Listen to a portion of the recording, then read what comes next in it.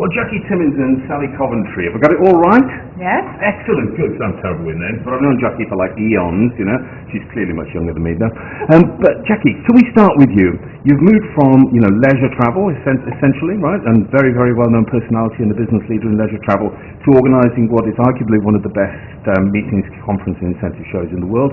Been in the job a few months. What was it like starting in this job? It's been a ride. It's been a fantastic ride. I've been in the role now for 8 months. Yep. And lots of learning, lots of new challenges, but it's been absolutely fantastic. And I think that, being on the show floor for the first time, I've been thinking about this and, dreaming about it for months and months. Sleepless nights? Absolutely, yeah. Sleepless nights. But, it is coming together now. It's been absolutely brilliant. The show's been open for a couple of hours. And everything's going so well, so I couldn't be more pleased. What were your fears? What worried you most? I think it's about making sure that you're delivering the right value to the right customer. And when I talk about customers, we've got so many different customers here at our event. We've got our exhibitors that we have to obviously make sure that they have a great experience here. We've got our visitors that we want to come and community, the whole community as far as hosted buyers and visitors. It's really important they all come and enjoy their experience. I've got my team to make sure that they look, that I look after them as well. So there's lots of different customers. So that's been probably the biggest thing for me is sleepless nights, guys. Okay, so just a few hours into the show this year, okay. Are there any things that you would already do differently, maybe? Oh, yeah, absolutely. Yeah, but I'm not. But you're not going to tell me. Okay, moving across quickly to Sallie here. Now, Sallie, you've got a global portfolio the IBTM sort of portfolio. This is the only event that's not called in the same name as the global portfolio. But is this the first time you've been here? It's my first time at AIME, yes, and my first time to Melbourne. I've been to Sydney before. And it's an amazing show. There's a great buzz. I'm very excited to be here. And how long have you been in the role?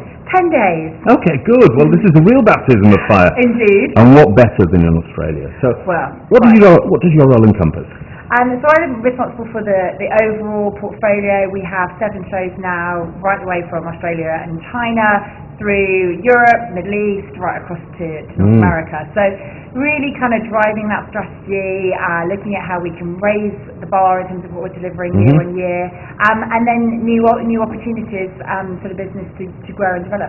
Yeah, and I'm told as well, including watch this space, possibly South America. Yeah. But you won't be drawn on that. Indeed. Yeah. But, okay, so you're in this show now in Australia, Melbourne, a long way away from the UK, and a long way away from the other shows as well, okay? So how does AIME fit into that global portfolio?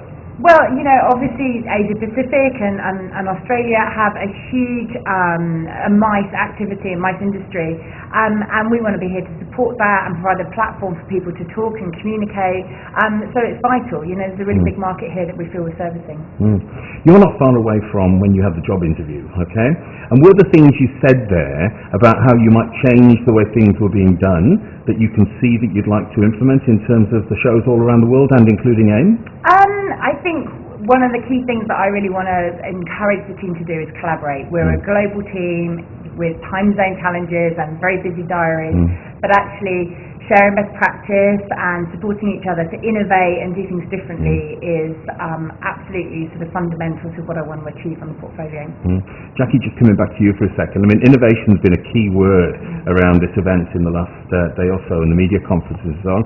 What do you see in terms of innovation, in terms of AIME moving forward? I think it's probably about making sure that we continue to do the right things and we improve on those.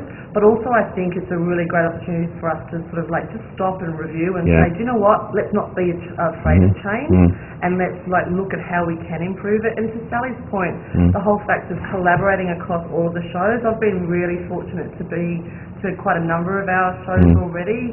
AIBTM, obviously I look after CIBTM as well, and I went to EIBTM, and just looking at what they do and sharing best practice, absolutely critical for them, for our innovation moving forward. I think also yesterday in one of the media conferences you said something that I felt was very important in saying that it wasn't just about these 2 days of this event, but AIME becoming a pan-year event in terms of knowledge exchange, communication and so on, so that it didn't just appear as a blip on the horizon as a show. How do you think you're going to roll that out? We've already started, John. To me, I refer to it with our team as the AIME community. So actually developing a community around AIME.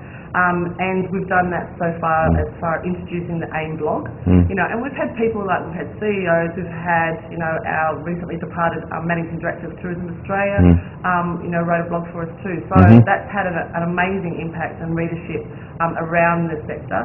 And also just the way that we're starting to communicate, you know, but through digital. So our Facebook activity, you know, if you compare it to last year, it's, you know, 100% more activity than what we were doing previously. And also this year, I mean, I've noticed there's a lot of sort of education and knowledge transfer and so on.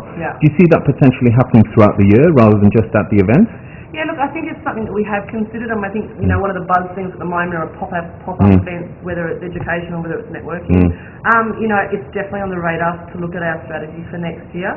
I'd like to see that. You know, we do now do IBTM talks where we go around the globe and we talk to customers that can't come to our shows. How we extend that for the AIME audience is, you know, is something that we'll definitely look at.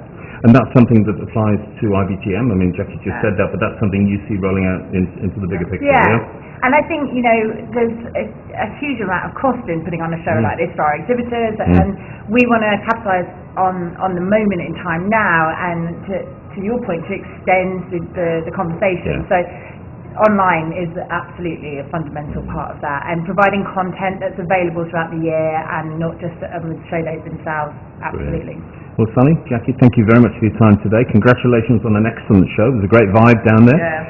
One of the things that impressed me greatly this morning was finding that when we were going around a lot of the stands and so on, there were decision makers there. They weren't just people brought in for the event, you know, and you said, oh, is so-and-so here? Oh, no, he's not here. Can you do an interview? No, we're not allowed to. There are decision makers here, people that can actually, you know, do things. So congratulations on that, and look forward to seeing a lot more developments in terms of AIME over the next year or so. Thanks, John. Thank you. Excellent. Thanks very much. I've lost one IBTM. Europe, Africa, China, India. Thank you.